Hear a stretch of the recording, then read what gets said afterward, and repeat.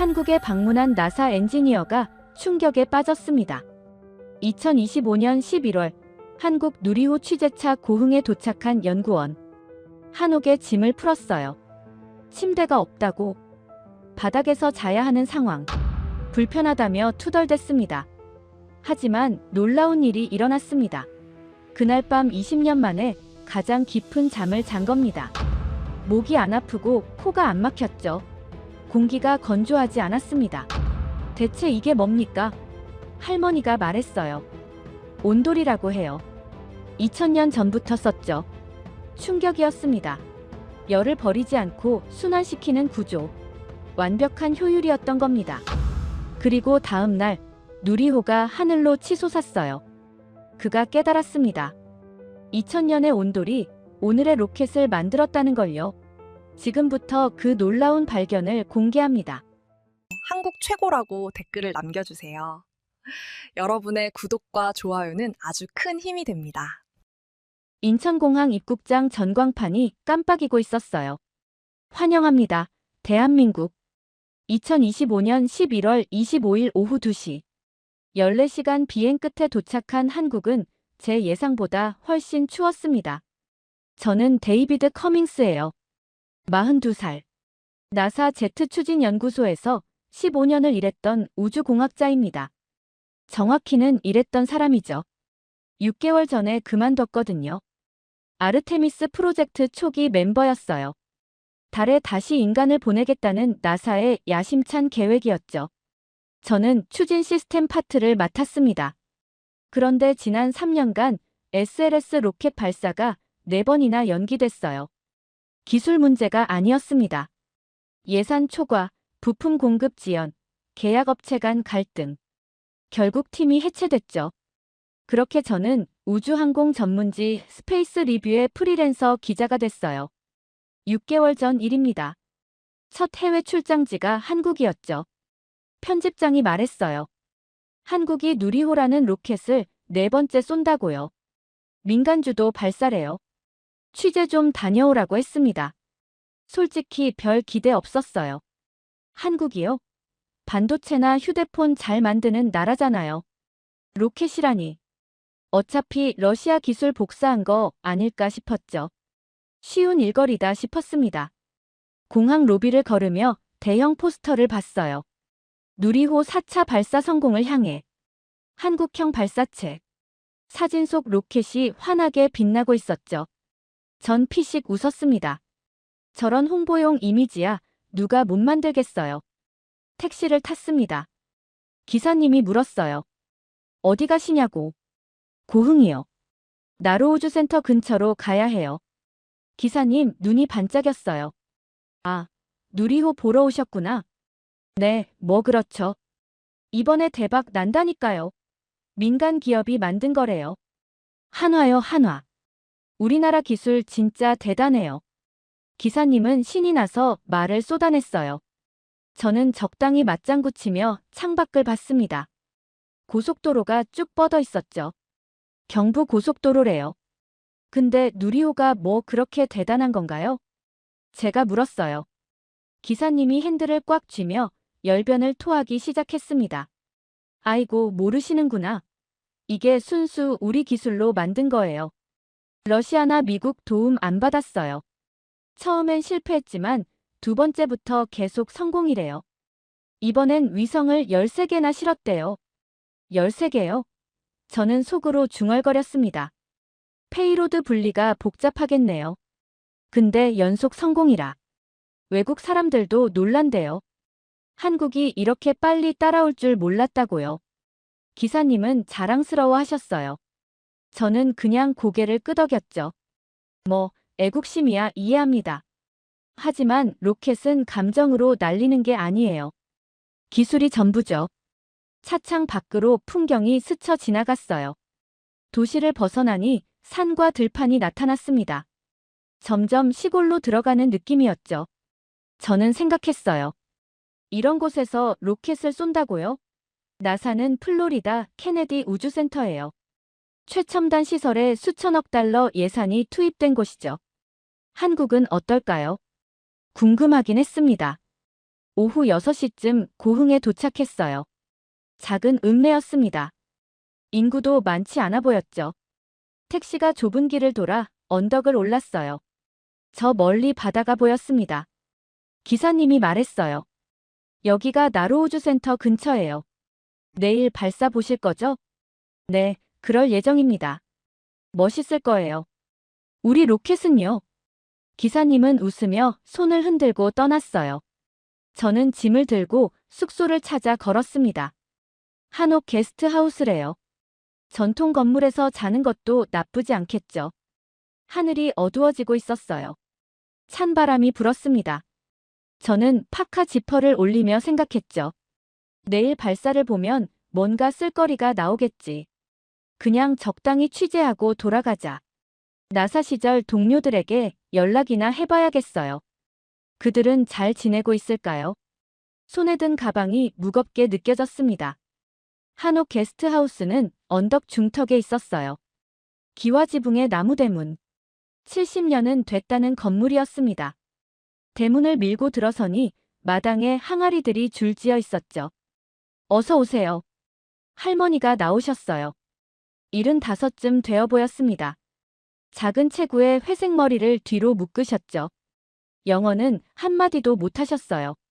다행히 제가 번역 앱을 켰습니다. 방은 저쪽이에요.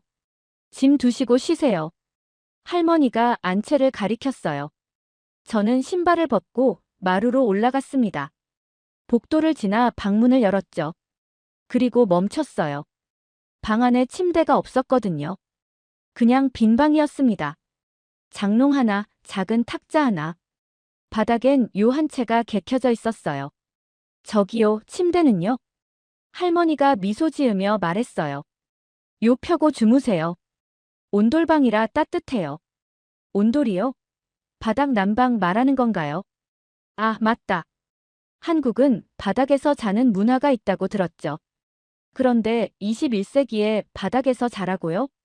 혹시 침대 있는 방은 없나요? 여기가 제일 좋은 방이에요. 온돌이 제일 잘 돼요.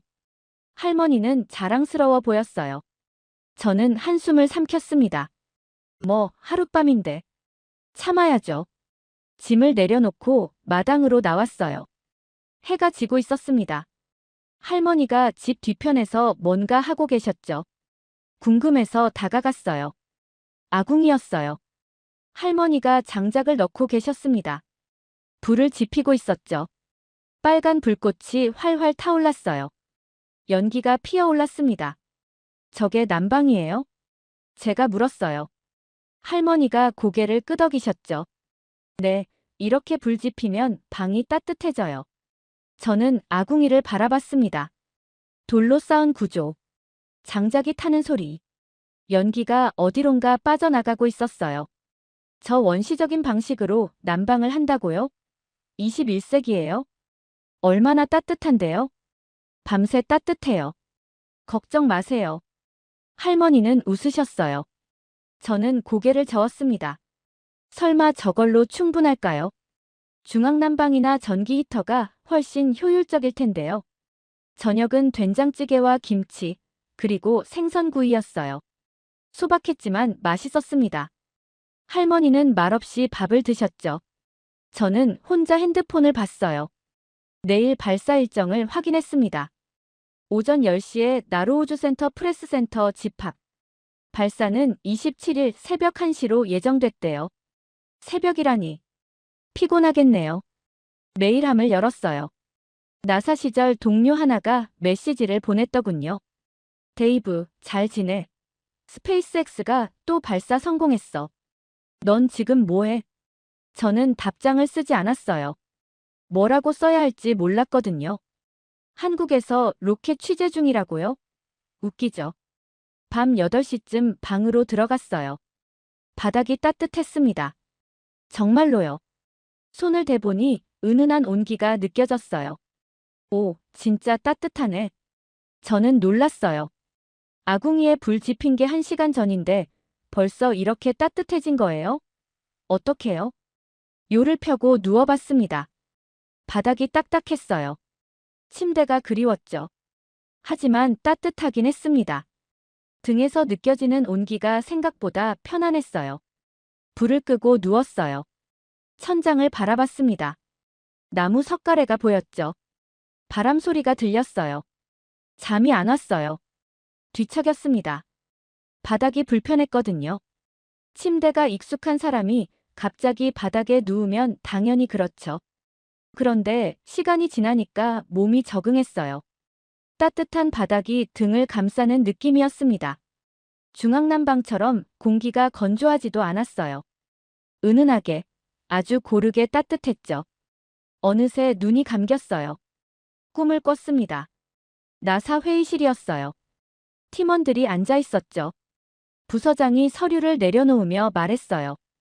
데이비드, 자네 프로젝트는 취소야. 동료들이 저를 바라봤어요. 누군가 비웃었습니다. 넌 이제 끝났어, 데이비드. 나사 없이 뭘 하겠어?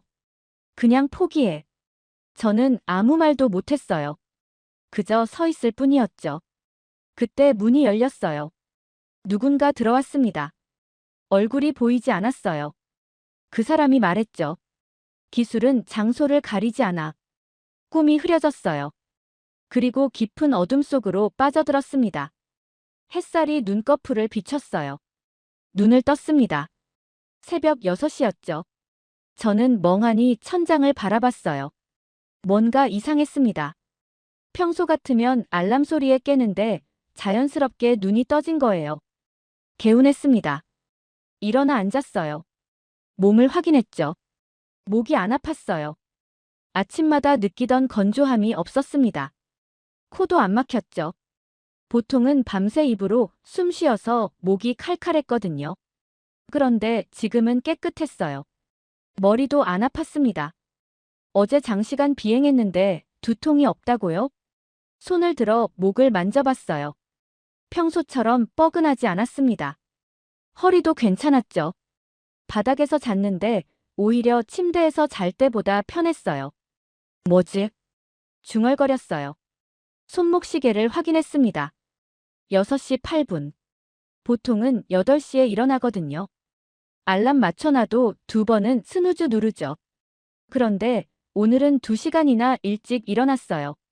그것도 개운하게요. 지난 6개월을 돌아봤습니다. 나사 그만두고 나서 잠을 제대로 못 잤어요. 새벽 3시까지 뒤척이다 겨우 잠들고 아침엔 무겁게 일어나고 낮엔 늘 피곤했죠. 그런데 어젯밤엔요? 9시쯤 누웠어요. 그리고 지금까지 한 번도 안 깼습니다. 9시간을 통째로 잔 거예요. 꿈도 별로 기억 안 나요. 20년 만이었어요. 대학 시절 이후 이렇게 깊이 잔 적이 없었습니다. 바닥을 만져봤어요. 여전히 따뜻했습니다. 어젯밤 8시에 불 지폈는데 10시간이 지났어요. 그런데 아직도 따뜻하다고요? 말이 안 되는데. 혼잣말했어요. 연료 효율이 어떻게 되는 거죠? 장작 몇 개로 10시간 이상 난방이 된다고요? 그것도 열 손실 없이요? 방 안 공기도 이상했어요. 건조하지 않았습니다. 중앙난방이나 전기 히터를 틀면 습도가 뚝 떨어지거든요. 아침에 일어나면 입이 바짝 마르죠. 그런데 지금은 적정 습도가 유지된 느낌이었어요. 과학자 본능이 발동했습니다.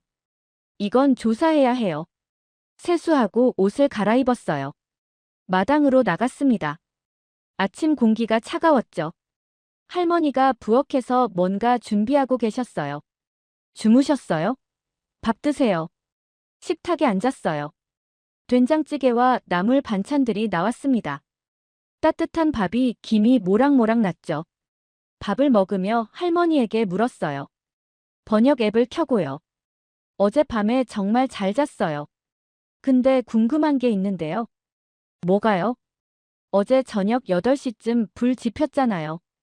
그런데 지금도 방이 따뜻하더라고요. 어떻게 그럴 수 있죠? 할머니가 웃으셨어요.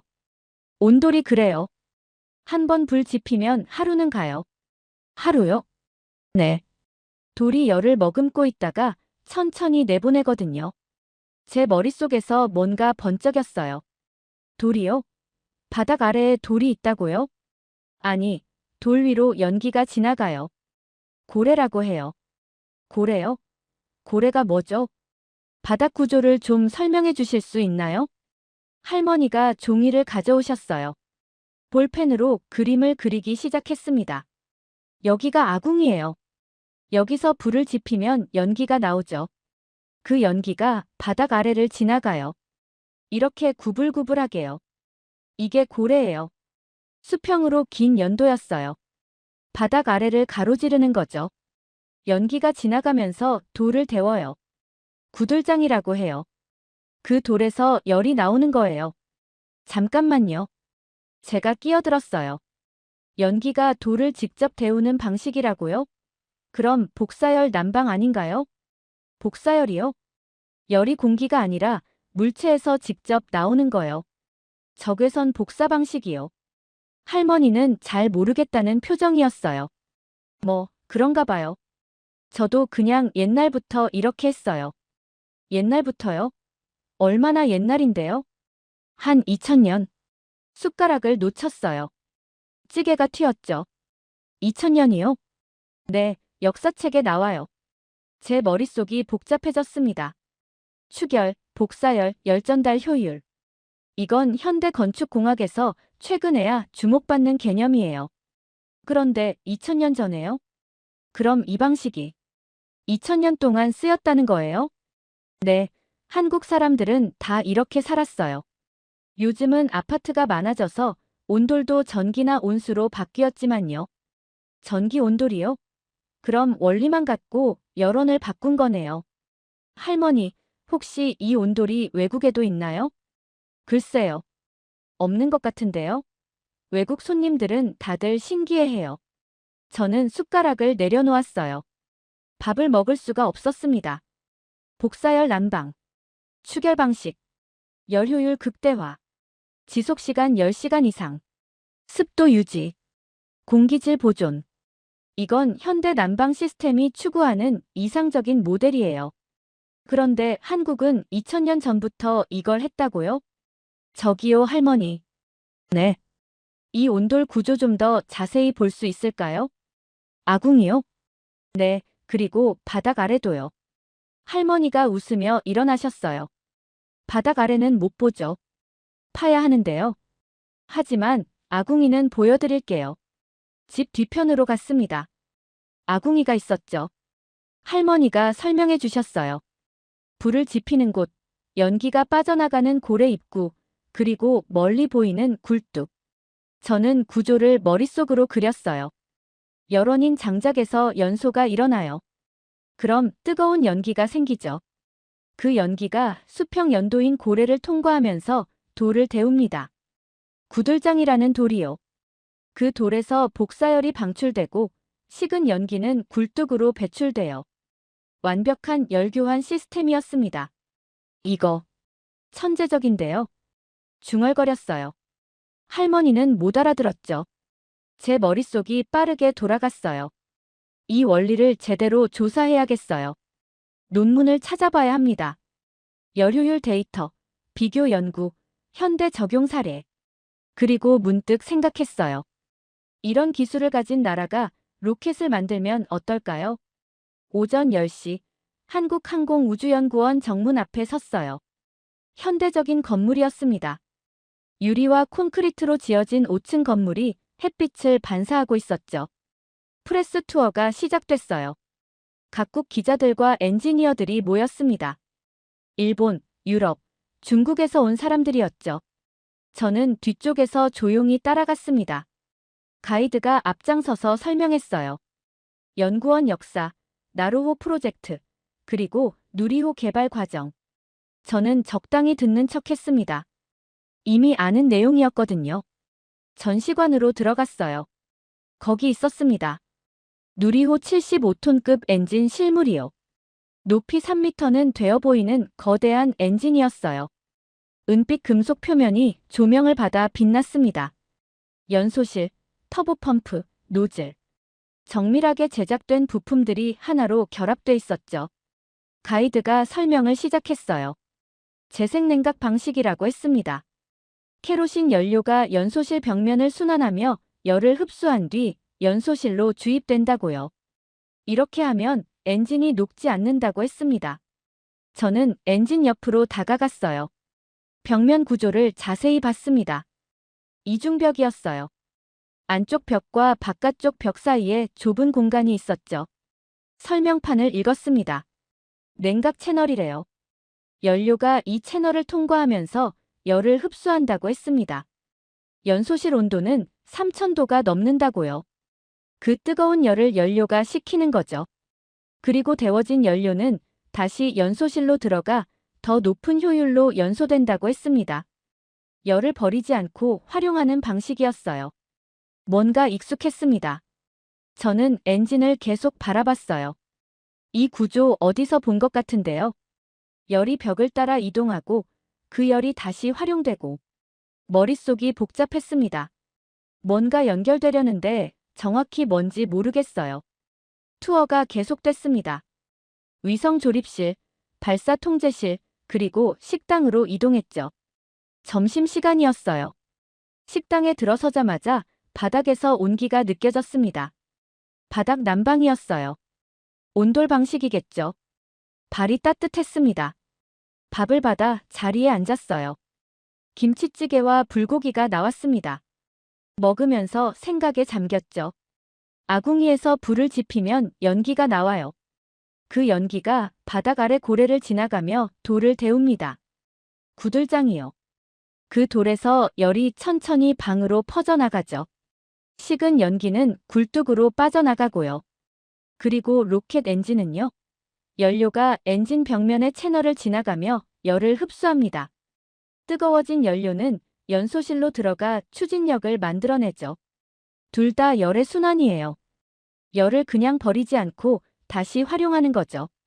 숟가락을 내려놓았습니다. 온돌은 2000년 전 기술이에요. 누리호 엔진은 21세기 최신 기술이고요. 하지만 원리가 비슷했습니다. 열을 순환시켜 효율을 극대화하는 방식이요. 우연일까요? 아니면 노트북을 꺼냈어요. 재생냉각 엔진의 역사를 검색했습니다. 1930년대 독일에서 처음 개발됐대요. 하지만 상용화는 1950년대 미국에서요. 나사도 이 방식을 써요. F1 엔진, RS-25 엔진 모두 재생냉각 방식이죠. 그럼 한국은요? 한국도 같은 기술을 쓴 거예요. 하지만 한국에는 온돌이 있었습니다. 열순환에 대한 1000년 넘은 경험이요. 한국 엔지니어들이 이 엔진을 설계할 때 온도를 생각했을까요? 아니면 그냥 자연스럽게 열효율을 중시하게 된 걸까요? 문화가 기술에 영향을 준다는 말이 있어요. 오랫동안 특정 방식으로 문제를 해결하면 그게 사고방식이 된다고요. 한국 사람들은 1000년 넘게 열을 다루는 법을 알았어요. 버리지 않고 순환시키고 효율을 높이는 법을요. 그게 로켓 엔진 설계에도 나타난 걸까요? 식당을 나와 로비로 갔습니다. 벽면에 큰 패널이 걸려 있었어요. 누리호 개발 과정이 사진과 함께 설명돼 있었죠. 한 문구가 눈에 들어왔습니다. 제한된 예산, 최대의 효율. 한국은 나사처럼 무제한 예산이 없었어요. 작은 예산으로 결과를 내야 했죠. 그래서 효율에 집중한 거예요. 낭비를 최소화하고 모든 자원을 최대한 활용하는 거죠. 마치 온돌처럼요. 장작 몇 개로 하루 종일 방을 따뜻하게 하는 것처럼요. 저는 사진을 찍었습니다. 엔진 사진, 설명문, 그리고 로비 패널까지요. 나중에 기사 쓸 때 필요할 거예요. 오후 3시, 투어가 끝났습니다. 사람들이 흩어졌죠. 저는 연구원 건물 밖으로 나왔어요. 찬바람이 불었습니다. 멀리 나로우주 센터가 보였어요. 내일 새벽 저곳에서 누리호가 날아오를 거예요. 13기의 위성을 싣고 우주로 향하겠죠. 성공할까요? 아직 확신은 없었습니다. 하지만 한 가지는 확실해졌어요. 한국은 열을 다루는 법을 알아요. 아주 오래전부터요. 저녁 6시 나로우주 센터 프레스센터에 도착했어요. 2층 건물이었습니다. 회의실 하나와 기자, 대기실, 그리고 작은 카페테리아가 있었죠. 이미 많은 사람들이 모여 있었어요. 각국 언론사 기자들, 우주기관 참관단, 그리고 한국 엔지니어들이 섞여 있었습니다. 커피 향이 퍼졌고 여기저기서 대화 소리가 들렸죠. 일본 아사히 신문 기자가 한국 관계자와 이야기하고 있었어요. 저는 가까이 다가가 들었습니다. 일본 기자는 한국이 이제 일본의 우주 기술을 따라잡았다고 말했어요. 10년 전만 해도 상상도 못했던 일이라고 했죠. 한국 관계자는 겸손하게 웃으며 아직 갈 길이 멀다고 대답했습니다. 저는 커피를 받아들고 창가로 갔어요. 밖이 어두워지고 있었습니다. 저 멀리 발사대가 보였죠. 조명을 받아 환하게 빛나고 있었어요. 내일 새벽 저곳에서 누리호가 날아오를 거예요. 유럽 우주국 참관단이 옆 테이블에 앉았습니다. 3명이었어요. 프랑스, 독일, 이탈리아에서 온 엔지니어들이었죠. 그들의 대화가 들렸습니다. 민간주도 발사는 유럽도 아직 시험 단계래요. 아리안 스페이스는 민간 기업이지만 정부 지원이 크다고 했습니다. 한국은 이번에 한화 에어로스페이스가 제작부터 조립까지 전부 맡았다고요. 정부는 감독만 한다고 했죠. 독일 엔지니어가 고개를 저었어요. 믿기 어렵다는 표정이었습니다. 민간 기업이 발사체를 만든다는 게 쉬운 일이 아니라고 했죠. 수십 년간 축적된 기술과 인력이 필요하다고요. 하지만 한국은 해냈어요. 3년 만에 민간 이전을 완료했다고 했습니다. 저는 커피를 마시며 생각했어요. 나사는 어떤가요? 여전히 정부 예산에 의존하죠. 보잉이나 로키드 마틴 같은 계약 업체들도 정부 돈으로 움직입니다. 실패해도 예산이 나와요. 성공해도 추가 예산을 요구하죠. 스페이스X는 달랐어요. 일론 머스크가 사비를 털어 시작했고 실패하면 회사가 망하는 구조였죠. 그래서 효율에 집착했고 결국 성공했습니다. 한국도 비슷한 길을 가는 걸까요? 한화 엔지니어 한 명이 무대에 올라 발표를 시작했어요. 누리호 4차 발사 준비 현황이었습니다.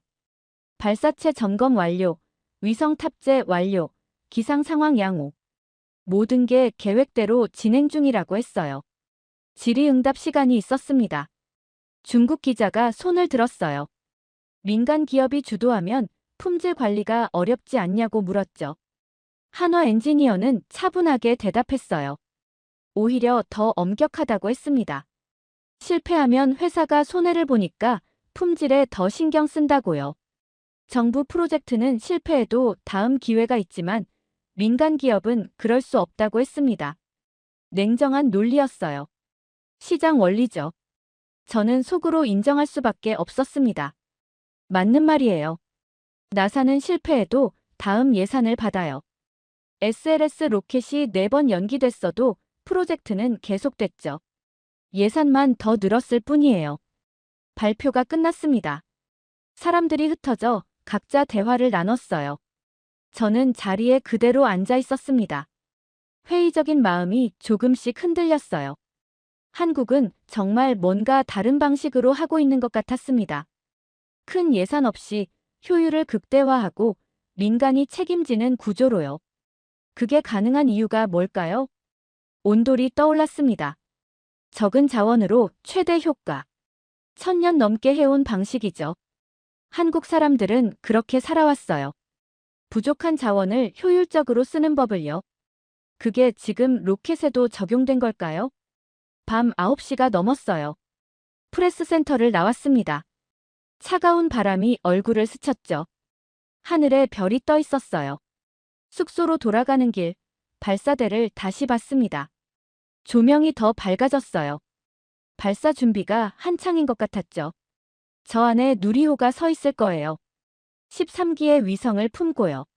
숙소에 도착했어요. 한옥 대문을 열고 들어갔습니다. 할머니는 이미 주무시고 계셨죠. 방으로 들어갔어요. 바닥이 따뜻했습니다. 여전히요. 아침에 불 지핀 게 마지막인데 12시간이 넘었어요. 그런데 아직도 온기가 남아있었죠. 저는 요를 펴고 누웠습니다. 천장을 바라봤어요. 나사를 떠올렸습니다. 화려한 시설, 수천억 달러 예산, 세계 최고의 인재들. 하지만 SLS는 날지 못했어요. 아르테미스 계획은 지연됐고 제 팀은 해체됐죠. 한국은요? 작은 예산, 시골 우주센터, 민간 기업 주도.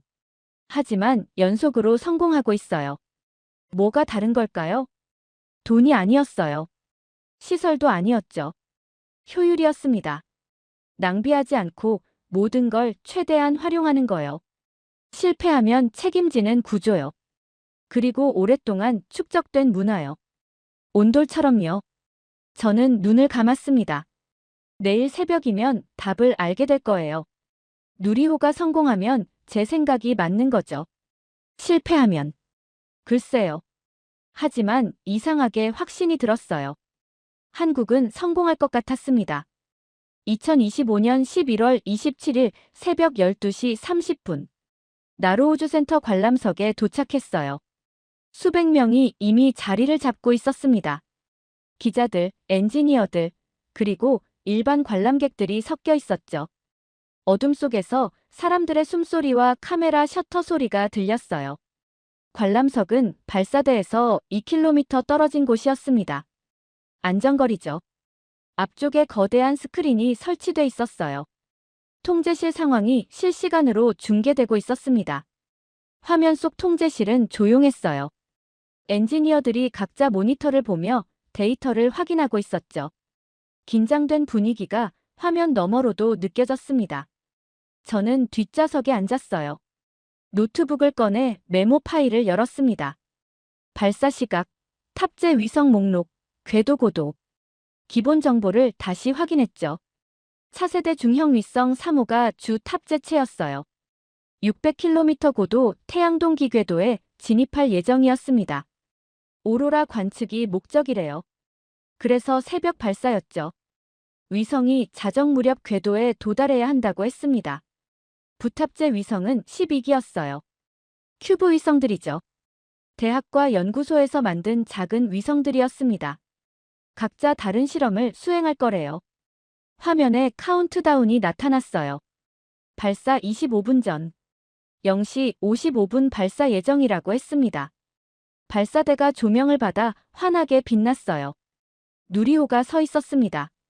높이 47m. 하얀 동체가 밤하늘에 우뚝 솟아 있었죠. 1단, 2단, 3단이 차곡차곡 쌓여 있었고 꼭대기에 페어링이 위성들을 감싸고 있었어요. 아름다웠습니다. 인정할 수밖에 없었어요. 발사 20분 전. 통제실에서 최종 점검이 시작됐어요. 각 시스템 담당자들이 상태를 보고했습니다.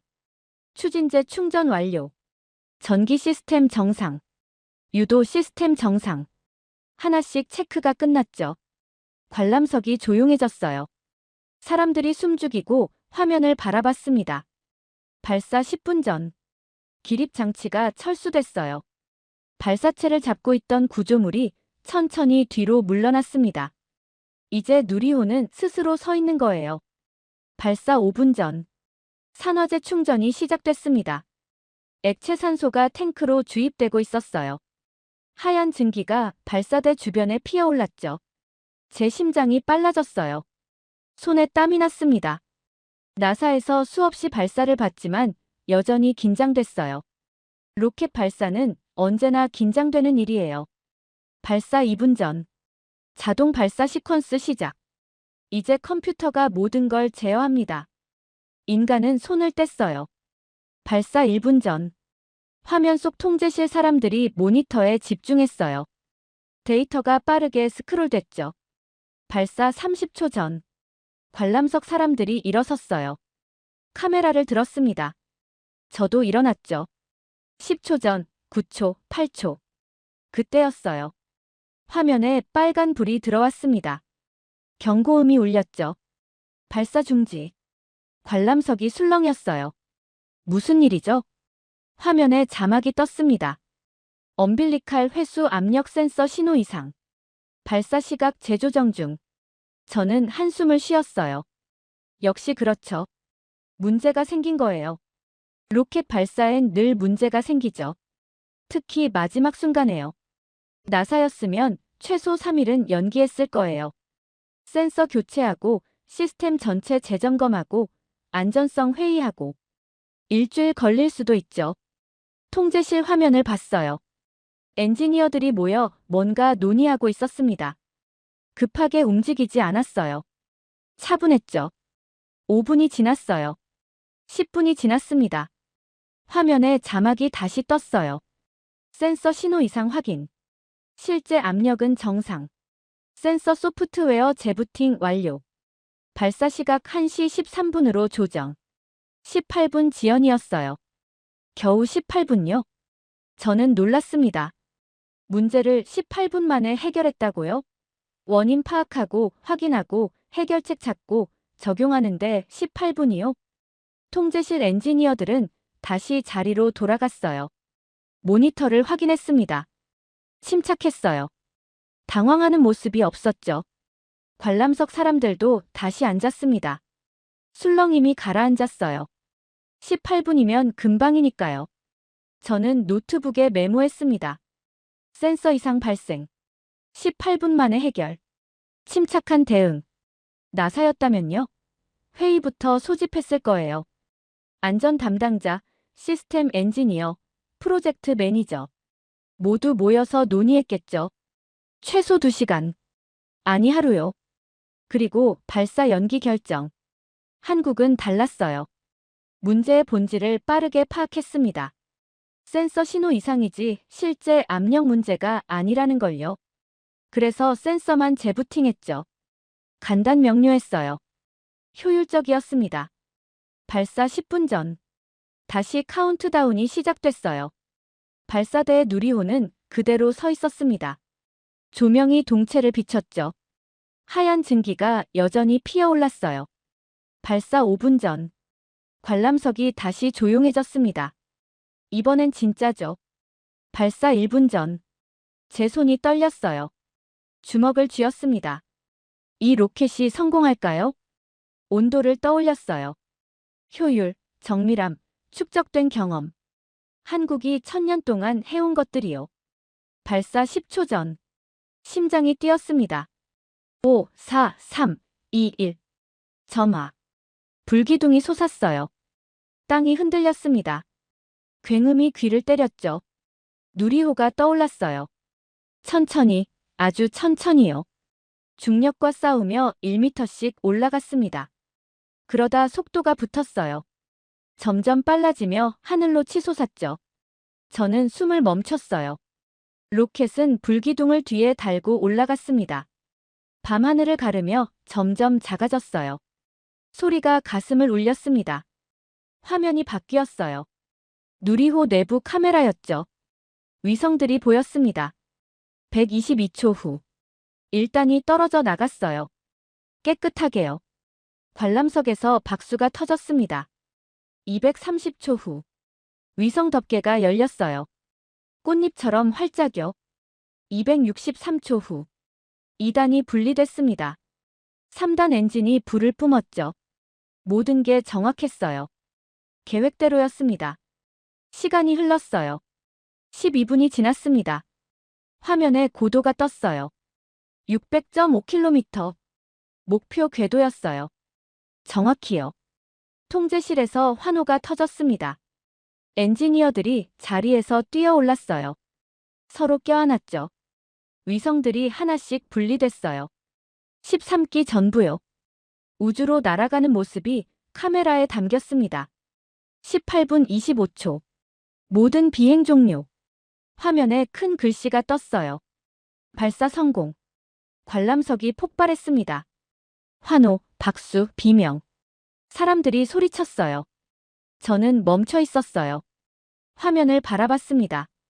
한 줄이 눈에 들어왔어요. 예정 시간 21분. 실제 시간 18분. 3분이나 빨랐다고요? 엔진 성능이 예상보다 좋았대요. 그래서 더 빨리 끝났다고 했습니다. 제 눈에서 눈물이 흘렀어요. 왜 울고 있는 거죠? 이건 제 나라 로켓도 아닌데요. 나사가 떠올랐어요.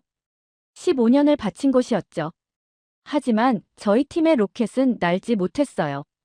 계속 연기됐습니다. 예산 문제, 정치 싸움, 끝없는 회의. 동료들 얼굴이 보였어요. 해고된 5명. 그들은 지금 뭘 하고 있을까요? 온돌이 떠올랐어요. 어젯밤 바닥의 따뜻함이요. 2000년 전 기술이 주는 완벽한 온기요. 한국은 1000년 전부터 알았어요. 낭비하지 않는 법을요. 효율을 극대화하는 법을요. 누리호도 똑같았습니다. 작은 예산으로 완벽한 결과를요. 18분 만에 13기를 우주에 올렸어요. 예정보다 빨리요. 한국은 해냈죠.